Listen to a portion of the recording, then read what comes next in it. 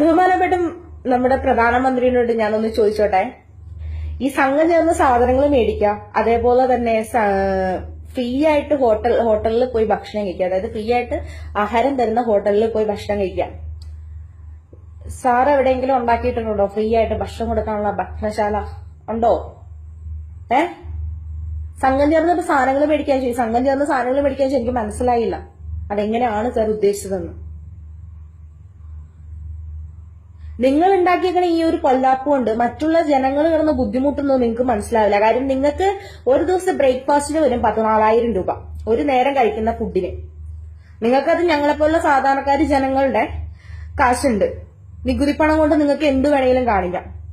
നിങ്ങൾ പറഞ്ഞു ഞാൻ എന്റെ നാടിന് വേണ്ടി, ഞാൻ എന്റെ രാജ്യത്തിന് വേണ്ടി എന്റെ കുടുംബത്തിന് ഉപേക്ഷിച്ചു, എന്റെ വീട് ഉപേക്ഷിച്ചു, എന്റെ ഭാര്യനെ ഉപേക്ഷിച്ചു, അവിടെ ഉപേക്ഷിച്ചു, ഇവിടെ ഉപേക്ഷിച്ചു. സത്യം പറഞ്ഞപ്പോ ആ ഭാര്യ ആശ്വസിക്കുന്നുണ്ടാവും. ഇതേപോലത്തെ ഒരു മണ്ടനായ ഒരു കെട്ടിയവനെ കൂടെ കൊണ്ടുവന്ന് നടക്കണേക്കാൾ ഭേദം ഞാൻ ഇങ്ങനെ ഒറ്റയ്ക്ക് ജീവിക്കുന്നതാണെന്നുള്ളത് ആ ഭാര്യയ്ക്ക് ഇപ്പൊ മനസ്സിലായിട്ടുണ്ടാവും. കാര്യം ഇതേപോലെ ഞങ്ങൾക്ക് ഏറ്റവും വലിയൊരു തെറ്റാണ് സത്യത്തിൽ മോദി എന്ന് പറയുന്നത്. നേരത്തെ നരേന്ദ്രമോദി ഇതിലേക്ക് BJP-യിലേക്ക് ഇത് പ്രധാനമന്ത്രിയായിട്ട് വന്നപ്പോൾ ഞാൻ കരുതി എന്തെങ്കിലും നമുക്കൊരു മാറ്റം ഉണ്ടാകുമെന്ന് ഞാൻ പ്രതീക്ഷിച്ചു. പക്ഷെ ഞങ്ങൾക്ക് എട്ടിന്റെ പണി തരാനാണ് ഇങ്ങനെ ഈ കസര കയറി ഇരുന്നെന്നുള്ളത് കുറച്ചായിട്ടായി ഞങ്ങൾക്ക് മനസ്സിലായി തുടങ്ങി. ഇപ്പൊ പറയണു ഫ്രീ ആയിട്ട് കിട്ടുന്ന ഭക്ഷണശാലകളിൽ പോയി ഭക്ഷണം കഴിക്കാൻ.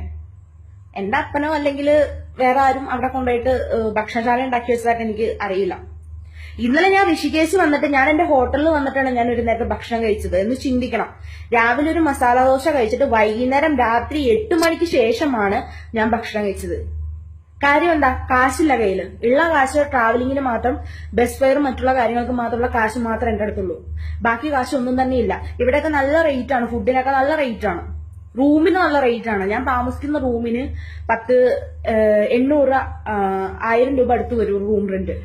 2000-ന്റെ നോട്ടൊന്നും എടുത്തു കഴിഞ്ഞിട്ട് ഉണ്ടെങ്കിൽ ഒറ്റ ദിവസം കൊണ്ട് കൂട്ടി. അതായത് റൂമിന്റെ വാടക കൊടുത്താൽ തന്നെ കാശ് തീർന്നു. എന്ന് വെച്ച് ഇങ്ങനെയുള്ള ബുദ്ധിമുട്ട്, ഇങ്ങനെയുള്ള സാഹചര്യങ്ങളിൽ നിങ്ങൾക്ക് യാത്ര ഒഴിവാക്കാൻ പാടില്ലെന്ന്. ഇത് ഞങ്ങളുടെ പണിയാണ്, ഇത് ഞങ്ങളുടെ ജോലിയാണ്, ഞങ്ങൾക്ക് പോകാതിരിക്കാൻ വയ്യ. ഒരു വക വേഷം കെട്ട് ഇറക്കിയിട്ട് അതിനനുസരിച്ചുള്ള ഓരോ നിർദ്ദേശങ്ങൾ. തനിക്ക് നാണുണ്ടോ? ഞാൻ അറിയാൻ വേണ്ടി ചോദിക്കാം. സംഘീട് വന്നിട്ട് ഇതിന്റെ അടിയിൽ വന്നിട്ട് ആർക്കെങ്കിലും കമന്റ് ഉണ്ടാക്കണമെങ്കിൽ വന്ന് ഉണ്ടാക്കിക്കോ, എനിക്കൊരു കുഴപ്പമില്ല. എങ്കിൽ പോലും ഞാൻ ചോദിക്കാം, നിങ്ങൾ ഈ BJP-കാർക്ക് വല്ല നാണുണ്ടോ? കുറച്ച് റെസ്പെക്ടൊക്കെ ഉണ്ടായിരുന്നു BJP-നോട്. ഇപ്പൊ അതുപോലും ഇല്ല, ഒട്ടും തന്നെ ഇല്ല, വെറുത്തുപോയി. വെറും 2000 രൂപയാണ് ഒരു ദിവസം ഒരു ATM-ൽ നിന്ന് വലിക്കാൻ പറ്റുന്നത്. ആ 2000 രൂപ എന്തൊക്കെ ചെയ്യും? സാധാരണ ഒരു കുടുംബം നയിക്കണമെങ്കിൽ തന്നെ ഒരു ദിവസത്തെ ചെലവൊന്ന് ചിന്തിച്ചു നോക്ക്.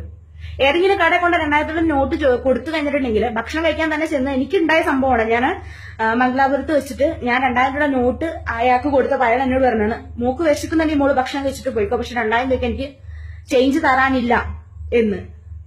ആ ഒരു സാഹചര്യം വരെ ഞങ്ങൾക്ക് ഇവിടെ ഉണ്ടായിട്ടുണ്ട്. മോദിക്ക് ഇതൊന്നും അറിയേണ്ട കാര്യമൊന്നുമില്ല. മോദിക്ക് എന്ത് ഫുഡ് വേണമെങ്കിലും, എന്ത് സാധനം വേണമെങ്കിലും, അല്ലെങ്കിൽ എന്ത് കാര്യം വേണമെങ്കിലും പുള്ളിക്കാരന് നടക്കും, അതിന്റെ ആവശ്യമില്ല. ATM കാർഡ് ചുമ്മാ കൈ കൊണ്ടുകൊണ്ട് നടക്കാന്നേ ഉള്ളൂ.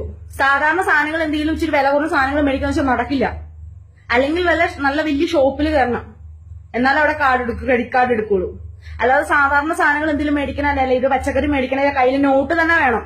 അത് 2000-ന്റെ നോട്ട് പറ്റില്ല, 100-ന്റെ അല്ലെങ്കിൽ 10-ന്റെ അല്ലെങ്കിൽ 50-ന്റെ നോട്ട് തന്നെ വേണം. ഇതെല്ലാം ഞങ്ങള് കടന്ന് ബുദ്ധിമുട്ടാണ്. ഞങ്ങളുടെ ഇവിടെ പല ആൾക്കാർ പോലും, BJP-കാര് പോലും ഇപ്പൊ തന്നെ എന്താ മോദിയുടെ തമ്മിലേക്ക് വിളിക്കാന്ന് തന്നെ പറയാം. ഇത്രയ്ക്കും ബുദ്ധിമുട്ടുള്ള കാര്യങ്ങൾ ഏതാണ്ട് എങ്ങൂല്ലാത്ത ഓരോ കോത്താഴത്തെ വർത്താനം എന്നൊക്കെ പറയണത്. ഫ്രീ ആയിട്ട് ഭക്ഷണം കിട്ടുന്നിടത്ത് പോവാ, കല്യാണത്തിന് ചായയോളം പറയാനായിട്ട്. ഞങ്ങളുടെ ഫിനാൻഷ്യൽ അഡ്വൈസർ ആവേണ്ട കാര്യമില്ല മോദി. ഞങ്ങൾ കഷ്ടപ്പെട്ടുണ്ടാക്കുന്ന കാശ് എങ്ങനെ ചെലവാക്കണമെന്ന് ഞങ്ങൾക്കറിയാം. നിങ്ങളുടെ നിലയിലുള്ള പല MP-മാരുടെയൊക്കെ മക്കളുടെ കല്യാണം 500 കോടിയും 90 കോടി രൂപയുടെ ഓർണമെന്റ്സ് ഇട്ട് കല്യാണം നടത്തുമ്പോൾ ഞങ്ങൾ സാധാരണക്കാരിന്റെ ചായ കൊടുക്കണോ എന്നവർക്ക്? ഇത് എവിടത്തിനായാണ്? അല്ല, അറിയാൻ മേലത്തെ ഞാൻ ചോദിക്കുവാണ്. ഇത്രയും ഡയലോഗ്സും ഇത്തരം കാര്യങ്ങളൊക്കെ മര്യാദക്ക് ഞങ്ങളെപ്പോലുള്ള സാധാരണ ജനങ്ങൾക്ക് നല്ല രീതിക്ക് മുന്നോട്ട് പോകാനുള്ള ഒരു വഴി ഉണ്ടാക്കാൻ നോക്കുക. അല്ലെങ്കിൽ ഇങ്ങനെ പൊട്ടത്തരം വിളമ്പരുത്. ഇല്ല റെസ്പെക്റ്റും കൂടി ഇല്ലാണ്ടാകും. BJP-കാര് തന്നെ നിങ്ങളെ തെറി പറഞ്ഞു തുടങ്ങിയിട്ടുണ്ട് ഇപ്പോ. അതിന്റെ ഒരു ഇതാണ്, ഞങ്ങളെ പിണറായി സഖാവ് ഒരു സമരം നടത്തിയപ്പോ ഞങ്ങളെ സപ്പോർട്ട് ചെയ്ത് പല BJP-കാരും വന്നത്. എനിക്ക് ഇത്രയേ പറയാനുള്ളൂ. ഞാൻ ഈ പറയുന്നത് ഞങ്ങൾ സാധാരണക്കാർ ജനങ്ങൾ പറയുന്ന വാക്കുകളാണ്. ദയവ് ചെയ്ത് ചെയ്തതോ ചെയ്ത് ഇങ്ങനെ പൊട്ടത്തരം വിളമ്പരുത്. ഞങ്ങൾക്ക് ഇതൊക്കെ സഹിക്കാൻ പറ്റാവുന്ന അൺസൈക്കബിൾ ആയി തുടങ്ങി, അൺസൈക്കബിൾ.